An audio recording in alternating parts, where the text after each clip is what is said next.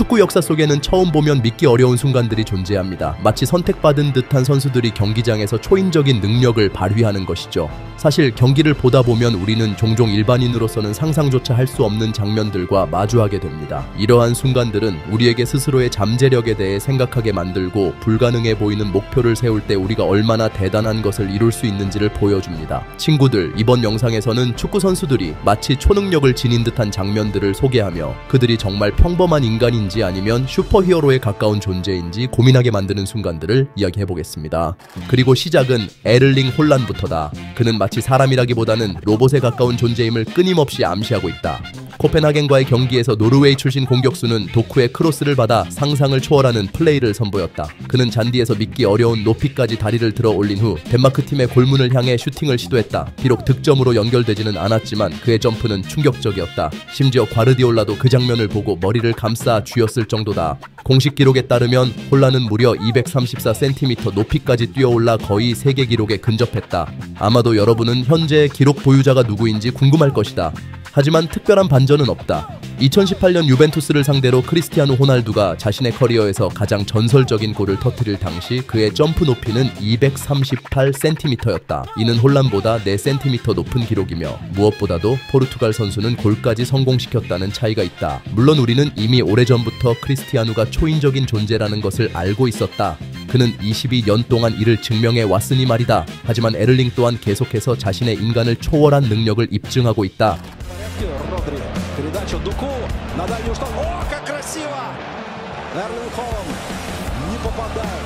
레알 마드리드의 브라임 디아스는 지난 1년 동안 여러 차례 우리를 놀라게 했다. 특히 라이프치히와의 경기에서 보여준 장면은 압권이었다. 마치 공이 그의 발에 자석처럼 붙어있는 듯 했다. 측면에서 공을 받은 브라임은 상대를 따돌렸지만 순간적으로 넘어지고 말았다. 그러나 그는 순식간에 일어나 다시 움직이기 시작했고 연이어 2명의 수비수를 더 제친 뒤 환상적인 가마차기 슈팅으로 독일팀의 골망을 흔들었다. 그 순간 그는 챔피언스리그에서 가장 아름다운 골 중 하나를 만들어냈다. 더욱 놀라운 것은 브라임이 어떻게 공을 끝까지 소유할 수 있었느냐는 점이다. 그는 상대에게 발로 차이고 몸싸움에서도 밀리며 간신히 균형을 유지하는데 그럼에도 불구하고 공은 절대 그의 발을 떠날 생각을 하지 않는다. 그리고 결국 누구도 예상하지 못한 상황에서 골까지 만들어낸다. 만약 저화질 영상으로 경기를 본다면 디아스를 보고 메시로 착각할 수도 있을 것이다. 두 선수의 움직임이 너무나도 흡사하기 때문이다. 다만 러 메시가 이미 오랫동안 자신이 이 세상 사람이 아님을 증명했다면 브라임은 이제 에를링 홀란과 함께 그런 가설을 입증해 나가야 할 차례다.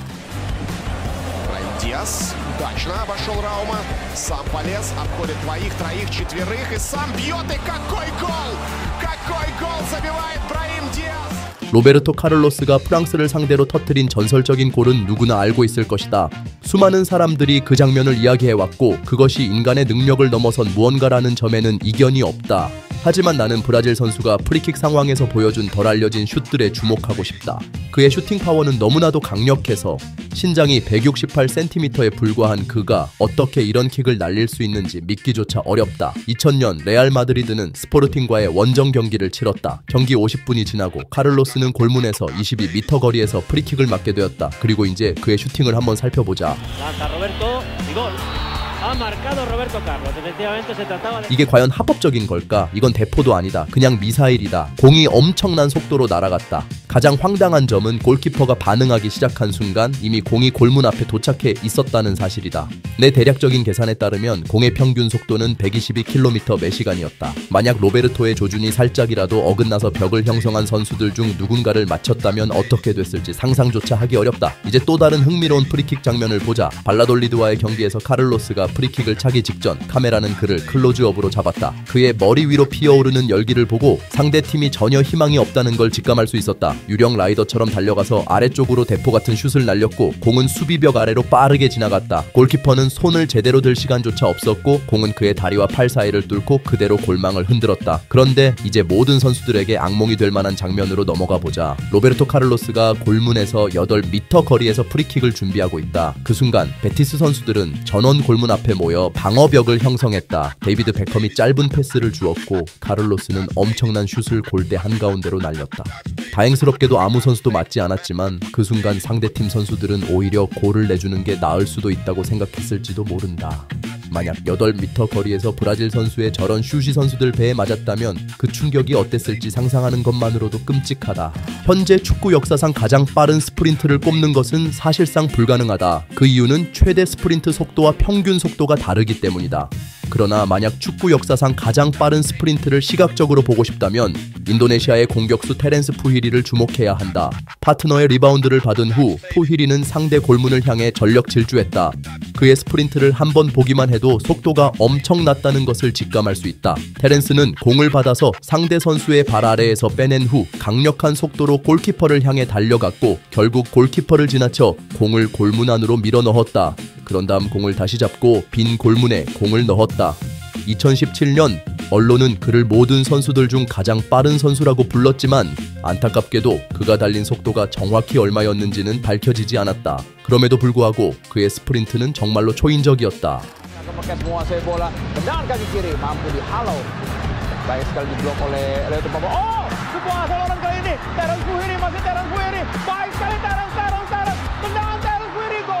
이제 2020년에 믿을 수 없는 의지를 보여준 메스트로 킴펜베로 넘어가 보자. 릴레 선수들이 4명이서 프레스넬 1명을 상대로 카운터 어택을 벌였지만 불행히도 프랑스 선수는 갑자기 허벅지 뒤쪽 근육을 당기고는 릴레 공격이 시작된 바로 그 순간에 절기 시작했다. 킴펜베가 지금 고통에 넘어진 듯 보였지만 그는 마지막 힘을 다해 극심한 근육통을 이겨내며 릴 선수의 발 앞에 뛰어들어 내 생각에 역사상 가장 에픽한 태클 중 하나로 간단히 한 번의 태클로 상대의 1대4 돌파를 막았다. 중요한 점은 근육 부상이 발생하면 매우 강한 통증이 동반되며 축구 선수들은 종종 그냥 멈추기도 한다는 것이다. 왜냐하면 그 후의 모든 걸음은 참을 수 없는 통증을 동반하기 때문이다. 하지만 킴펜베는 몇 미터 더 달려갔을 뿐만 아니라 상대의 발에 뛰어들어갔다. 킴펜베의 영웅적인 태클은 경기 종료 직전 PSG를 패배해서 구했지만 프랑스 선수에게는 그 경기에서 더 이상 뛰지 못했다. 그는 다시 일어나지 못했으며 부상이 너무 심각했다. 의사들이 필드에 나와 부상을 평가한 후 킴펜베는 교체되었다. 결과적으로 프레스넬은 이 부상으로 한 달을 놓쳤다.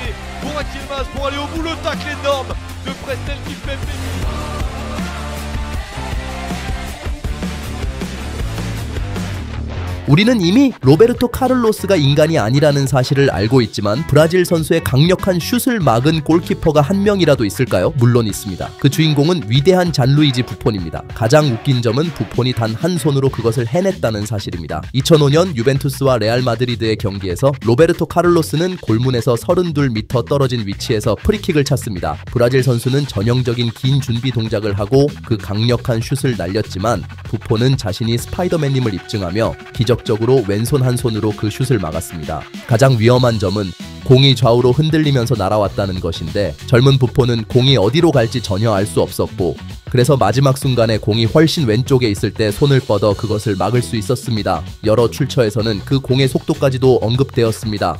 주에 시속 140km.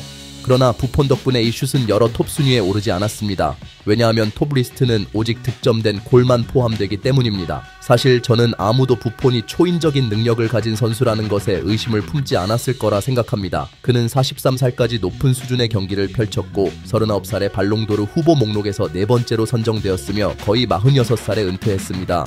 알고 계시나요? 모바일 게임 중에는 공이 비행 경로를 그린 후 그 경로에 맞춰 캐릭터가 공을 차는 게임들이 있습니다. 2017년에 이탈리아인 스테판 엘 샤라위가 그와 유사한 장면을 실제 경기에서 선보였습니다. 유벤투스와의 경기에서 공격수는 페널티 지역 끝에서 공을 받은 후 상대 수비수를 드리블로 제친 뒤 실제로 당구처럼 정확하게 공을 차서 공이 골대를 맞고 튕겨나가며 아름다운 골을 기록했습니다. 만약 로베르토 카를로스의 슛에 대해 부폰이 잘 막았다면 이 장면에서 부폰은 전혀 기회가 없었습니다. 공이 너무 강하게 회전해서 잘루이지는 처음에는 그 공이 골대 안으로 갈 것이라고 예상조차 하지 못했습니다. 그래서 그는 공이 골대 안으로 들어갈 때까지 계속 쳐다봤고 그제야 그 공이 이미 그의 팀 골망에 들어갔다는 것을 알게 되었습니다. 영국 B리그에서 가장 강력한 아웃풋 투입이 기록되었습니다. 고드 맨체스터 로버슨의 축구선수 제이슨 키시가 일반적인 사이드라인 투입을 해야 했지만 결국 키시는 믿을 수 없는 장면을 만들어냈습니다. 그는 너무 강력한 투입을 해서 공이 최고 높이로 날아가 상대 골문으로 향했습니다. 그런데 골키퍼가 이유 없이 그 공을 터치했는데 그 결과 제이슨 키시에게 아웃해서 바로 골을 선사하게 되었습니다. 만약 골키퍼가 공을 터치하지 않고 그냥 공이 그의 골문에 들어가게 놔뒀다면 골은 인정되지 않았을 것입니다. 왜냐하면 그것은 축구 규칙에 위배되기 때문입니다. 하지만 아마도 골키퍼는 키시의 강력한 투입에 너무 충격을 받아 그 규칙을 잊어버린 것 같습니다.